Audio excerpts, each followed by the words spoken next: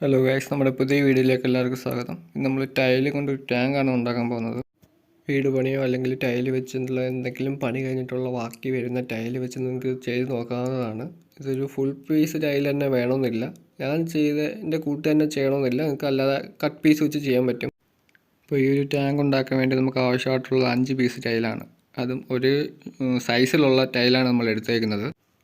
Tile ഒരു പൊടി പോലും ഇല്ലാതെ ക്ലീൻ ആക്കി എടുക്കാൻ ആദ്യം ശ്രമിക്കുക. നമ്മൾ ഗ്ലൂ ഉപയോഗിക്കുന്ന സമയത്ത് ഗ്ലൂ കറക്റ്റ് അതിനകത്ത് സെറ്റ് ആവണമെങ്കിൽ ക്ലീൻ ആയിരിക്കണം ടൈല്. അതിനുശേഷം നമ്മൾ ഇതിൻ്റെ സൈഡൊക്കെ ഒന്ന് സെറ്റ് ചെയ്ത് നോക്കുവാണ്, അളവ് കറക്റ്റ് എടുക്കാൻ വേണ്ടി. അളവ് കൂടുതലോ കുറവോ ഉണ്ടെങ്കിൽ അതിനനുസരിച്ച് കട്ട് ചെയ്ത് സെറ്റാക്കാൻ വേണ്ടിയാണ് അങ്ങനെ ചെയ്യുന്നത്. ഈ ഒരു ലെഫ്റ്റ് സൈഡ് റൈറ്റ് സൈഡും വരുമ്പോഴത്തേനും നമുക്ക് കട്ട് ചെയ്ത് കറക്റ്റ് എടുക്കണം. അപ്പം ഇങ്ങനെ വെച്ച് നോക്കിയാൽ നമുക്ക് കറക്റ്റ് അറിയാൻ സാധിക്കത്തുള്ളൂ. അതിനുശേഷം എവിടെ വെച്ചാൽ കട്ട് ചെയ്യേണ്ടത് നോക്കി മാർക്ക് ചെയ്യുക. മാർക്ക് ചെയ്തിട്ട് നമ്മളിവിടെ മെഷീനൊന്നും ഉപയോഗിക്കാതാണ് ഇപ്പോൾ ഇത് കട്ട് ചെയ്യുന്നത്. മെഷീൻ ഉപയോഗിക്കാത്തതുകൊണ്ട് നമുക്ക് അളവ് കറക്റ്റ് കിട്ടണം കട്ട് ചെയ്യുമ്പോൾ. അപ്പം ഇപ്പുറത്തെ സൈഡ് ഒരു ടൈല് വെച്ചതിന് ശേഷമാണ് നമ്മൾ കട്ട് ചെയ്യുന്നത്. അതിന് യൂസ് ചെയ്യുന്ന ഒരു ആക്സോ ബ്ലേഡാണ്. ആക്സോ ബ്ലേഡ് വെച്ച് കട്ട് ചെയ്യുമ്പോൾ നമുക്ക് കറക്റ്റ് സൈസിന് കട്ടായി കിട്ടും. നിങ്ങൾ കാണുന്നതിൻ്റെ കൂട്ട് തന്നെ കുറച്ച് നേരം ഇങ്ങനെ ടൈല് കട്ട് ചെയ്യുമ്പോഴത്തേക്കും നമുക്ക് കറക്റ്റ് അളവിന് തന്നെ കട്ടായി കിട്ടും. മെഷീനിൽ കട്ട് ചെയ്യുന്നത് എങ്ങനെയാണോ അതുപോലെ തന്നെ കിട്ടുന്നതായിരിക്കും.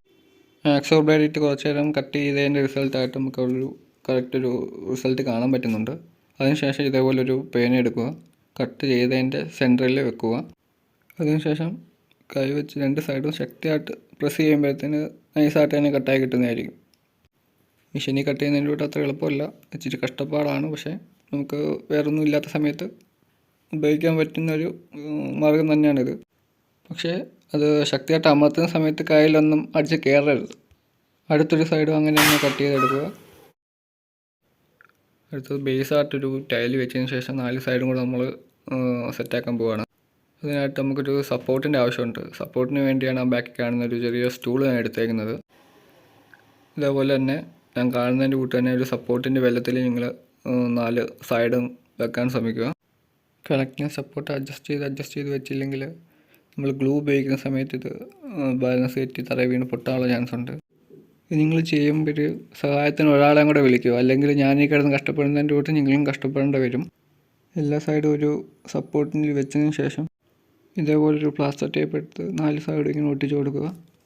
4 സൈഡ് ഒട്ടിച്ച് കഴിഞ്ഞാൽ ഒരു കാരണവശാലും ഇത് അനങ്ങത്തില്ല. നമുക്ക് കറക്റ്റ് ഗ്ലൂ തേച്ച് കൊടുക്കാൻ പറ്റും. നമ്മളിത് ഒട്ടിച്ചെടുക്കാൻ വേണ്ടി ഉപയോഗിക്കുന്നത് സിലിക്കോണാണ്. നമ്മുടെ അക്കോലേക്ക് ഒട്ടിക്കുന്ന അതേ ഐറ്റം തന്നെയാണ് നമ്മൾ എടുത്തേക്കുന്നത്. പക്ഷേ ഇത് ഗ്ലൂ ഗണ്ണിൽ ഇട്ടപ്പോഴത്തേന് നൈസ് സാധനം പൊട്ടിങ്ങി വന്നു. ഈ ഒരു ടാങ്ക് ഉണ്ടാക്കാൻ വേണ്ടി നമ്മൾ ഈ ഐറ്റം മേടിച്ച് വെച്ചിട്ട് കുറച്ച് നാളായി, അതുകൊണ്ടായിരിക്കണം. എന്തായാലും നമുക്ക് കൈ ഉപയോഗിച്ച് ഇതിൻ്റെ 4 സൈഡും ക്ലിയർ ആകാൻ പറ്റത്തുള്ളൂ. വിരൽ ഉപയോഗിച്ച് ചെയ്താലേ പറ്റും. സിലിക്കോൺ അപ്ലൈ ചെയ്യാൻ വലിയ പാടൊന്നുമില്ല. നമ്മൾ എല്ലാ മൂലയും കറക്റ്റ് സിലിക്കോൺ അപ്ലൈ ചെയ്ത് കൊടുക്കുക. അപ്പോൾ നിങ്ങളിത് വീഡിയോ കാണുന്ന പോലെ കറക്റ്റ് വിരൽ ഉപയോഗിച്ചോ അല്ലെങ്കിൽ ഗണ്ണ് ഉപയോഗിച്ചോ കറക്റ്റ് ചെയ്തെടുത്താൽ മതി. ഇത് വലിയ പാടുള്ള പരിപാടിയല്ല. ഇത് ചെയ്യുന്ന സമയത്ത് മെയിനായിട്ടും ഇത് സ്റ്റേബിളായിട്ടിരിക്കണം. അതാണ് ഏറ്റവും ചലഞ്ചിങ് ആയിട്ടുള്ള പാട്ട്. വേറെ എല്ലാം കറക്റ്റ് പറ്റും. ഒരാളും കൂടെ സഹായിക്കാനുണ്ടെങ്കിൽ വിഷയമില്ല. നമ്മൾ ഇത് ചെയ്യുന്ന സമയത്തെങ്കിലും ഒരാളെ ഹെൽപ്പിന് വിളിക്കുക. ഈ ടാങ്ക് ഇപ്പം സിലിക്കോണൊക്കെ അപ്ലൈ ചെയ്ത് കംപ്ലീറ്റ് ആയിട്ടുണ്ട്. ഇനി കുറച്ച് നേരം ഇത് ഒന്ന് ഉണങ്ങി സെറ്റാകാൻ വേണ്ടി നമ്മൾ വെയിറ്റ് ചെയ്യണം. കറക്റ്റ് ഒരു ദിവസം കഴിയുമ്പോഴത്തേന് ഇതിൻ്റെ അകത്ത് കോട്ടിങ് കറക്റ്റ് സെറ്റായി കിട്ടും.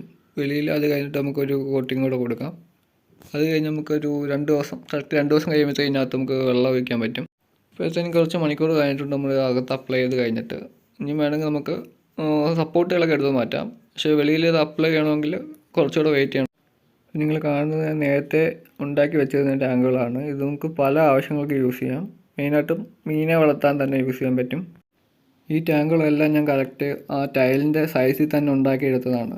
നിങ്ങൾക്കിപ്പോൾ ഇതിൽ വലുത് ഉണ്ടാക്കാൻ താല്പര്യമുണ്ടെങ്കിൽ അതിനനുസരിച്ച് ടൈല് ജോയിൻ ചെയ്ത് ഉണ്ടാക്കിയെടുക്കാൻ പറ്റും. അതുപോലെ തന്നെ ഇതിന് അത്യാവശ്യം നല്ല വെയിറ്റ് ഉണ്ട്. 5 ടൈല് വെച്ചാൽ നമ്മൾ ഉണ്ടാക്കിയപ്പം അതിൻ്റേതായിട്ടുള്ള വെയിറ്റ് ഇതിന് വരുന്നുണ്ട്. പക്ഷേ എടുത്ത് കൈകാര്യം ചെയ്യുന്നതിനോ അങ്ങോട്ടും ഇങ്ങോട്ടും മാറ്റി വെക്കുന്നതിനോ ഒന്നും ഒരു ബുദ്ധിമുട്ടും വരുന്നില്ല. നിങ്ങൾ കാണുന്ന പോലെ തന്നെ അത്യാവശ്യം നല്ല സ്ട്രോങ് ആണ്. സിലിക്കോൺ നല്ലതായിട്ട് തന്നെ ഇത് പിടിക്കുന്നുണ്ട്. സിലിക്കോൺ എങ്ങനെ അക്കോർത്തിൽ ഒട്ടുന്നതോ അതുപോലെ തന്നെ ഇതിൽ വർക്കാവുന്നുണ്ട്. നമുക്ക് കുറച്ച് വെള്ളം ഒഴിച്ച് മീനെ ഇട്ട് നോക്കാം, എങ്ങനെ ഉണ്ടെന്ന് നോക്കാം. ടാങ്കിൽ നമ്മൾ 3/4 വെള്ളം നിറച്ചിട്ടുണ്ട്. നമ്മുടെ കിടന്ന 2 ഗപ്പിയാണ് നിങ്ങൾ ഇത് കാണുന്നത്. ഇതിലിപ്പം എവിടെയും ലീക്ക് ആവുന്നൊന്നുമില്ല. ഇത് ഞാൻ യൂസ് ചെയ്തുകൊണ്ടിരുന്ന ടാങ്ക് തന്നെയാണ്. നിങ്ങൾക്ക് ഇത് ഈ മെത്തേഡ് കറക്റ്റ് യൂസ് ചെയ്യാം. ടൈലിൽ സിലിക്കോൺ അപ്ലൈ ചെയ്ത് ടാങ്ക് ഉണ്ടാക്കി കഴിഞ്ഞ് കഴിഞ്ഞാൽ ഒരിക്കലും ലീക്ക് ആവത്തില്ല.